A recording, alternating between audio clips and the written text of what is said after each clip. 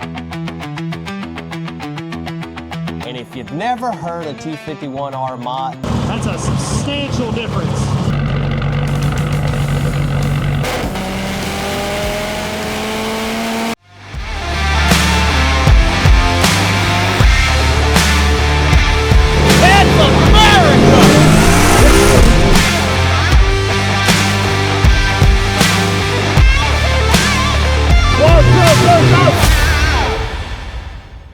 Welcome to another episode of Full Circle Garage.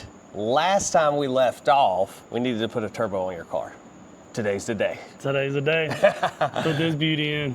We want to show you guys what Boost Lab did with the turbo, how amazing it is, and just kind of go over some of the details before we start mounting this in the 240.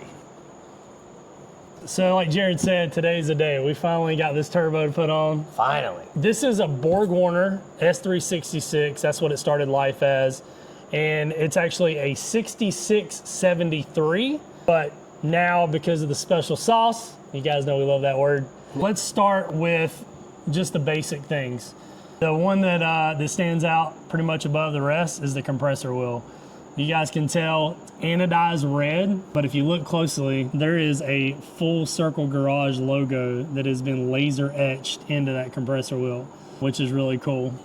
Some of the comments on Instagram were, you might want to take the sticker off. Yes, not a sticker. Not a sticker. We may suck rocks into our turbos, Yeah, but no stickers. Not stickers. We draw the line at stickers, all right? And also, one of the cool things about this turbo is that it has a T51R mod. And Boost Lab is ultimately the originators of that. And if you haven't ever heard one, I think at the end of the day, you'll want all your turbo cars to have one. So why don't you kind of tell us a little bit about that? What they do is they machine out this center section here for the compressor surge venting. This insert is put in, but when it draws the air across, it basically splits the air and makes a loud intake noise, really similar to like a jet engine. It's something that you gotta have for the cool factor. So if you guys watched the video where we went to Boost Lab, we discussed the failure points on the turbo. So not only did Boost Lab replace the compressor wheel, but they actually, because we had turbo bearing failure, they actually went ahead and replaced the entire center cartridge, the entire housing. So this whole piece here that's cast iron is completely new. If you've kind of been following, it's been a pretty long process, and it's a 3-part series. It started at the first video where we figured out that the turbo blanket actually damaged the turbo. And now that we are past that, we had to do some options that would kind of mitigate that. And a couple of those were put some heat shield on the hood so we don't burn up a nice new carbon fiber hood. Yep. And the other one was to build a heat shield for the brake master cylinder.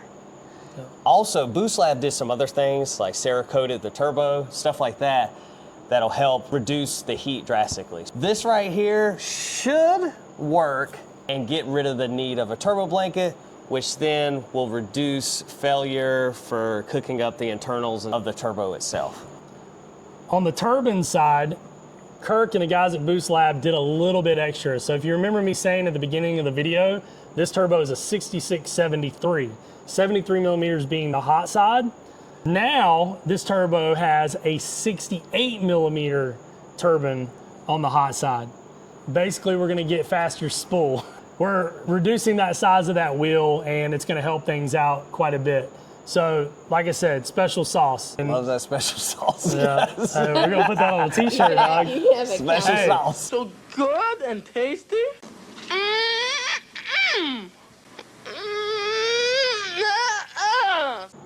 So with the change on the turbine housing to a 68 millimeter wheel, Boost Lab also changed the tag from the Borg-Warner manufacturing tag to a Full Circle custom tag.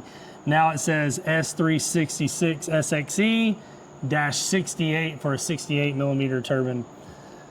it's that stuff like that that just makes, So much sweeter. yeah, it's just so cool. So we're super thankful for just all the detail that Boost Lab I'm kind of jealous. put on this. Not gonna lie, I'm kind of jealous because none of my cars have it yet. Not yet, right? Exactly. Last but not least, we're gonna take care of another problem. Oil drain here on the bottom has always been a point of frustration because fitting screws into the bottom, and so whenever you go to take off the line, you're having to separate both sides with a wrench. It's a very tight fit under the hood, and so you end up unscrewing the fitting out of the end and not being able to loosen the line. Thankfully, Boost Lab makes something to take care of this as well.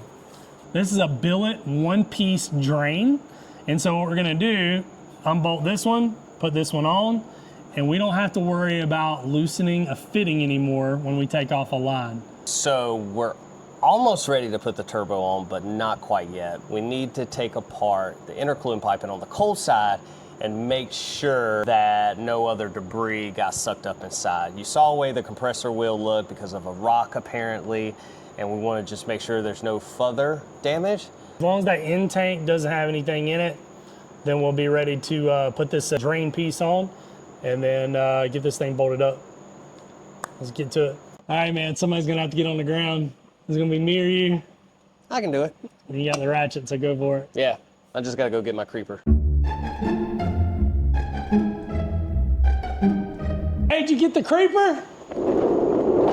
Right here, baby.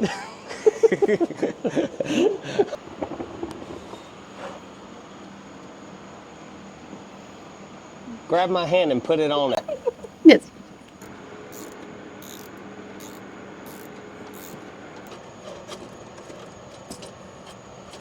There you go. Like butter. How's it feel to hold a big pipe? A big black pipe. Feels pretty normal. Everything looks pretty normal. Don't see any residue. Rub your finger in there. I don't really see anything, do you? No. All right. So we're just gonna inspect the intercooler intake. Just make sure there's no debris or anything. Doesn't look like there's anything inside there. So we inspected the pipe. We inspected the inside of the intake. Everything seems clear. So now we just got to get the intercooler pipe back on to install a turbo. Let's go.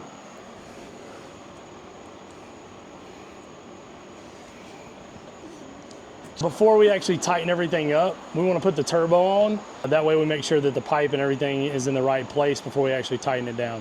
We're over here at the bench, and what we're about to do is we are going to remove the old oil drain and install the oil drain from Boost Lab.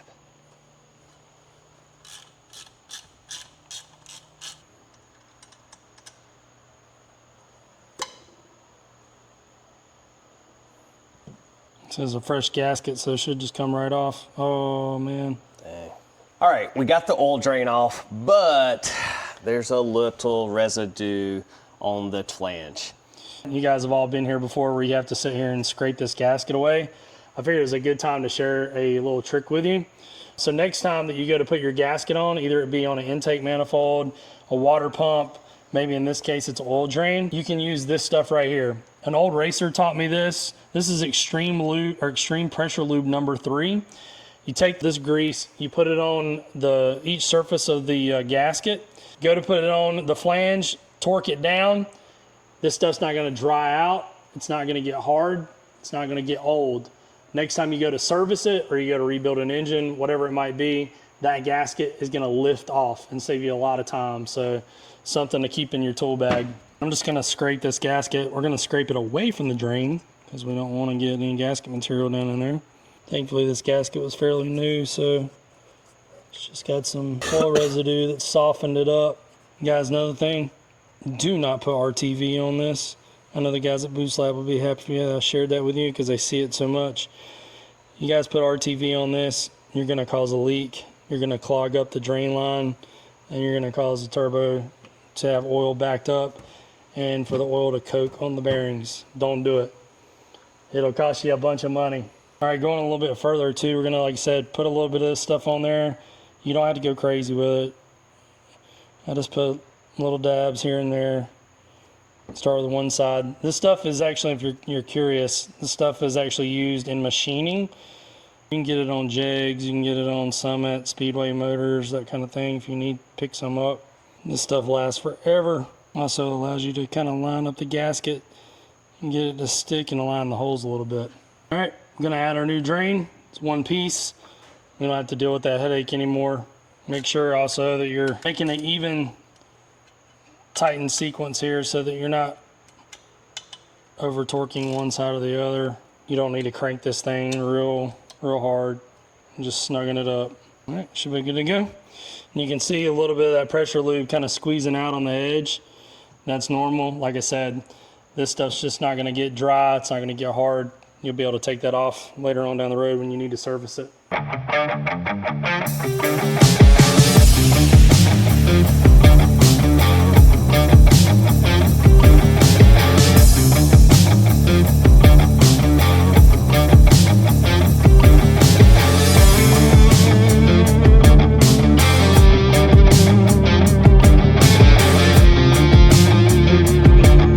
The V-band clamp tightened just enough. What we want to be able to do is clock everything so it's in the right place. Before we actually tighten this, we're going to take the intercooler pipe, slide everything on, that way we know we're in the right position, tighten those T-bolt clamps down, and then check against the down pipe. Once everything's mated nice together, then we're going to tighten it all down. We're just going to slide that coupler back onto the elbow right there. Everything fits nice. Now that this is in position, I'm gonna go ahead and put the down pipe and get it kind of set and do our final tightening. I like to align the V-band clamps, position everything to where it's easy to service. You know you're gonna be working on your car from time to time, things are gonna happen. If you make it difficult when you install it, it's gonna be difficult whenever you go uninstall it. The next thing we wanna do, because we're not done making adjustments, you've got to make sure that this is clocked and positioned right for the oil to drain properly.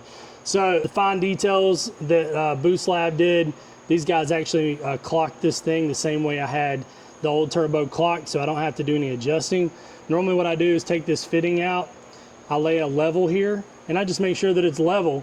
You loosen your bolts here on the back of the turbine and then on the clamps, and then you're able to twist back and forth this housing so that you can make sure that it's aligned properly, so that way you get good oil feed, but you get good oil drain.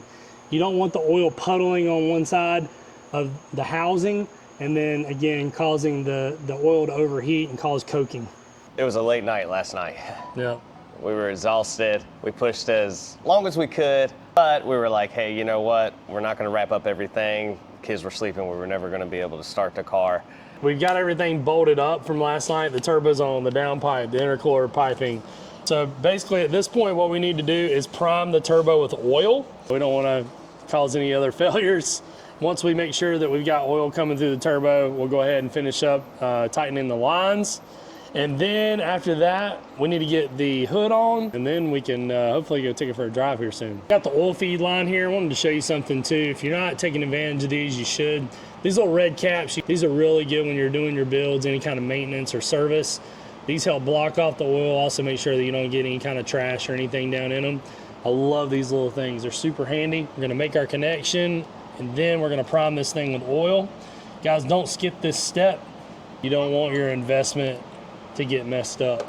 And we're just gonna use the appropriate AN little wrench here, tighten this bad boy.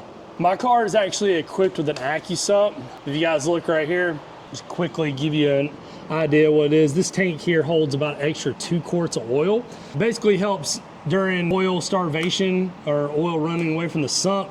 What we're gonna use it for is to prime the turbo. So whenever I key on, that extra 2 quarts of oil is gonna pressurize the engine, and we're gonna see if we can get some oil coming out of the return. We're actually gonna use this little water bottle cut in half, put it under the return until we've got oil. If that doesn't work, then we'll disconnect the injectors and the coils, and then we'll make sure that we turn it over and get some oil flow. Turn the key, you should see that red light come on, and you should see oil pressure come up. Anything? 20 pounds. All right, you look right there, we got some oil coming out. So this bad boy is ready to go. Now we're just gonna take our red cap off our return line and get it put on. So we're actually gonna have to remove the heat shield, and then we'll be able to put the return line on. So use your fingers. No, on the bolt. Don't look at me, look at the bolt. And don't drop it, or you're fired. You're fired, get out of here. There you go. Yep. We got this beautiful heat shield off. Now we can get to the return line. Time to start her up, boys. Fuel pressure good? About 46, 47.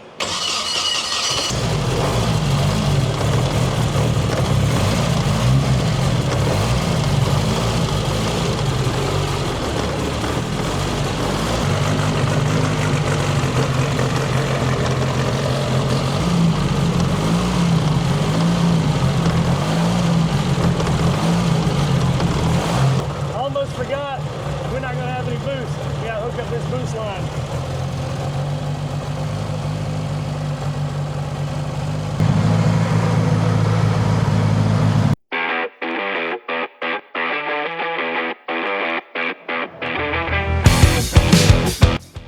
All right, we got the hood on. Yep. Everything's lined up perfectly, looks really good. But we want to show you just real world data. So we're gonna be using a laser thermometer, and what we wanna do is show that the changes that we made for heat mitigation actually work. And 103 degrees on the surface temp of the hood right now. We're actually going to start the engine up. We're gonna put the hood down and let it get hot, and then we're gonna show you the difference there as well, and the heat shield for the brake master cylinder. All right, let's pop the hood and see what we got. We're just gonna test with the laser and see what we got on the actual turbine housing. So we're getting about 392, 93. All right, let's just see on the reflecting material what we're getting. About 155. Back here at the back, 178, 183, 184. Coming up. All right, let's check what happens when we put the hood down. Let's look now. About 123. It's moving around here. 116, 113. I'm just going to touch it by hand and see where the hottest spot is. About the hottest spot's right here. You can see I can lay my hand on it just fine. What do we have? 330 degrees. Yeah. We're down to 123, 125 right now. So that's literally cut in half on temperature. Now, if we were to start this without that material under there, it'd be a hell of a lot hotter. Let's show the difference in what air gap does and what the heat shield's doing for the brake master cylinder. The ambient air temp we can't really get with a laser, but we can at least compare the surfaces and then on the other side of the surface. Let's just hit the turbine housing one more time. It's getting on up there into the 400s. We're gonna hit the side of the brake master cylinder heat shield. Obviously you can see it's absorbing and reflecting a lot of that heat too. Now let's look and see what the brake master cylinder reservoir is heating up to. 130 degrees roughly. That's a substantial difference. If that heat shield wasn't there, that sucker would melt and we'd have a car on fire. So you guys can see that cuts that we took actually are making a difference. It's gonna keep that heat down. Now the Cerakote, we don't have a real ability to test that, but that particular product has been out for a while. There's some other testing online that you can look into, but it's not gonna do as good as the heat blanket would do, but it should do better than just a raw cast iron turbine housing. Remember, that right now is about 400 degrees. If we were to shut the engine off, it's gonna allow that heat to escape. In reality, turbo blanket might be working when it's running, keeping the heat in, keeping that EGT energy, keeping it spooled up, spooling faster.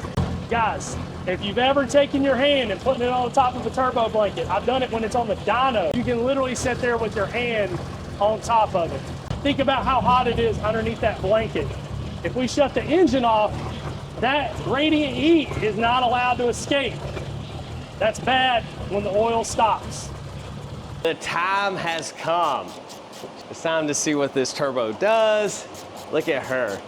We need to switch out the tag because he is official Floridian now. This is going to be exciting.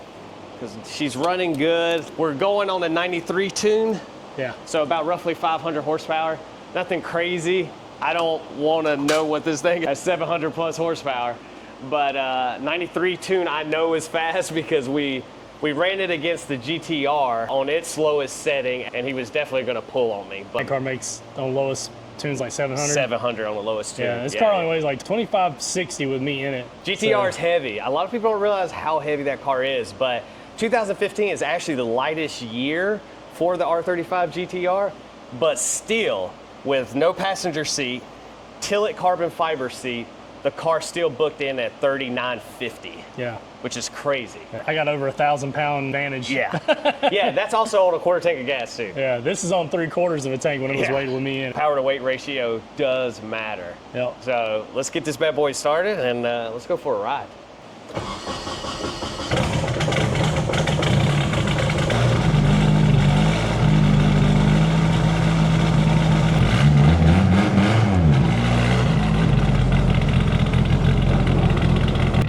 I'm excited about this one. Yeah, you haven't rode in it since we got it all the bugs worked out. Where's the AC button? I wish we had it. It's got windows rolled down and tinted windows. Is that the nitrous? That's rolling anti-lag, and that's line lock. And he'll be like, yeah, it's a street race car.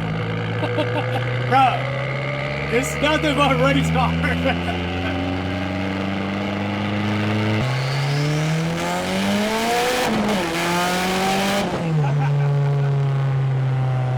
Oh my god.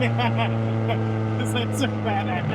It never gets old, man. It probably, I mean, when's the last time I've seen a car? Like weeks, bro. Been a long time, yeah. 2 weeks waiting on the turbo.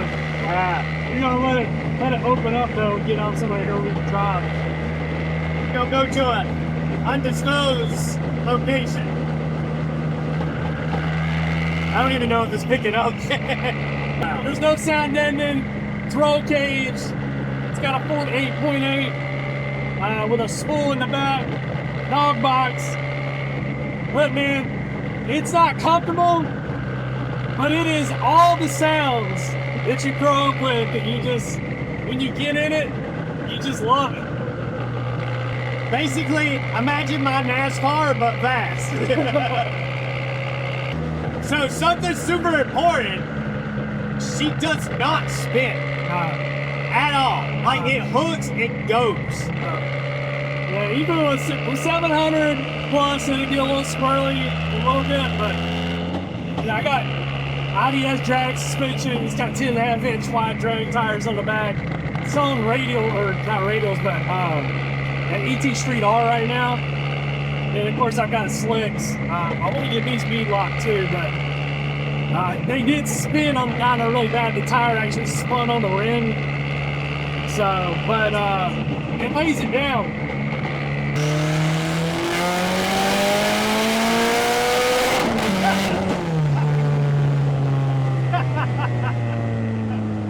Oh man! You put that shit in your chest. We still got the mic. It's still there. It's still there. It's hanging on for dear life back there on the parachute.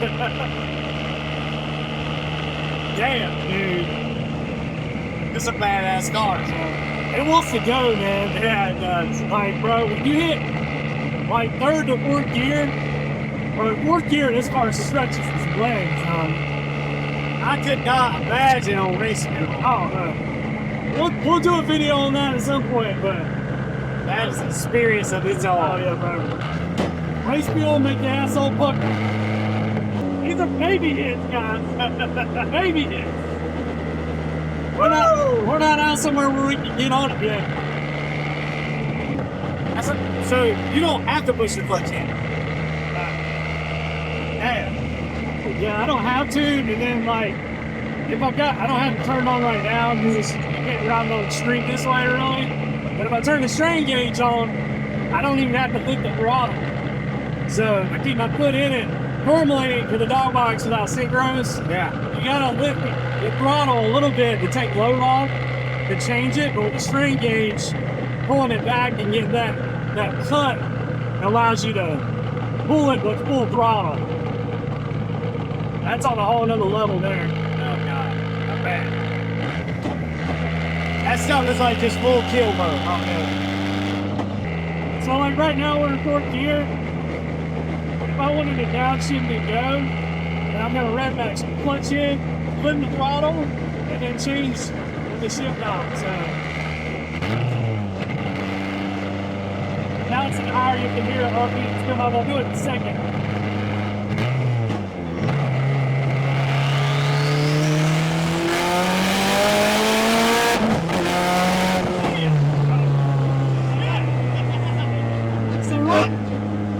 So right there, you saw that third gear shift. I just lifted the throttle and then changed the gear. I didn't hit the clutch. Bro, this was man. Now fifth gear is synchronized still. You're not going in fifth gear on the drag strip, so you still have to hit the clutch for that. But anytime you're doing park throttle cruise stuff, and you change gears with no clutch, you do have to be a little more aggressive with the pull.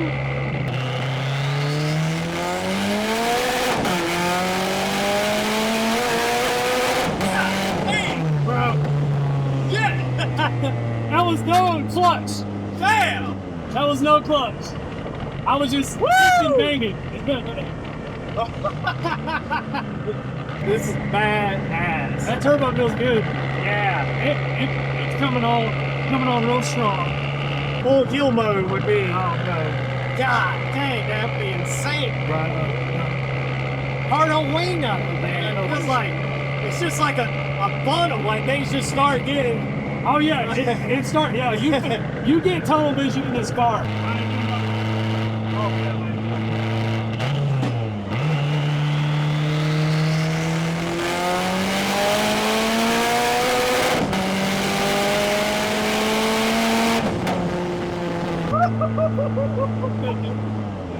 Yo! Third gear just keeps going. Is nuts, dude. Holy shit, man. I'll be honest, here's the thing though. He said it makes 500 on pump gas. The cooler the temps go, I honestly think this car makes probably a pump. Probably like closer to 600. That's what I was thinking. And it was on a Mustang dyno. But the thing is, for all those wondering that scary old pump gas, this car's got knock sensors, and I've got O2 sensors on every cylinder. It's 5 O2s on the car, every cylinder dialed in. Quality, it matters. Definitely, guys, don't skip off sensors in your tuning. Let's do a from a dead stop. Oh my God.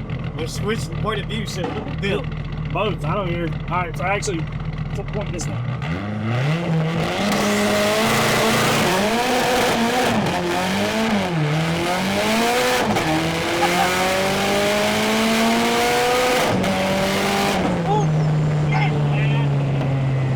Wow! Oh my God, dude. Bro, all right, guys. Like, going into third, it's like it's more fast. Like, third gear is where it all comes in. So, no boost by gear or anything. That's just, I don't have any of that set up yet. It feels like it. Yeah, so it comes in real linear. So, to keep the head from lifting, we tuned it to where it kind of comes in a little softer down in the bottom end. But here's the thing. On this tune, it's a little different. But on race gas, dude, within 1,000 RPM, it jumps 250 horsepower. So it's like all of it. So you don't feel it quite as much on this tune, but dude, I'm telling you, people sleep on this power level. In this car, it gets the job done.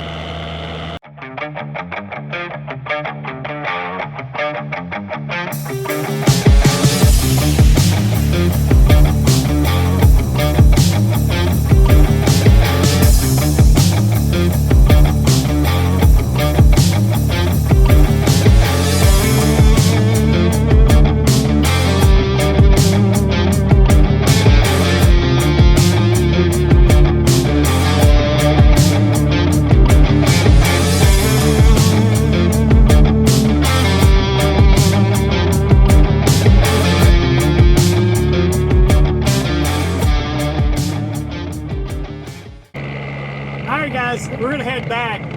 Wow, that was one hell of a ride. This thing is bad. And don't ever say street car again. Before we go, we definitely have some people to thank. First off, Boost Lab. We are so thankful that they came through to help us out with the turbo. They literally did the works on this. So if you guys need any kind of work done, you want a T51R mod, you want any kind of custom work, you guys need to check out Boost Lab. They're gonna take care of you. Good guys, they're local here in Tampa. So you're probably wondering what's next. If you've watched an older YouTube video, I went out to Mexico and I was racing a WRS. I gapped the shit out of that WRS. However, I hurt my Evo, which sucked. So stay tuned, next episode, Evo time. If you guys haven't, please subscribe, comment, share, and like. It helps us out so much. And if you want to, there's a link in the bottom. Pick up some merch. It helps us a lot. Peace.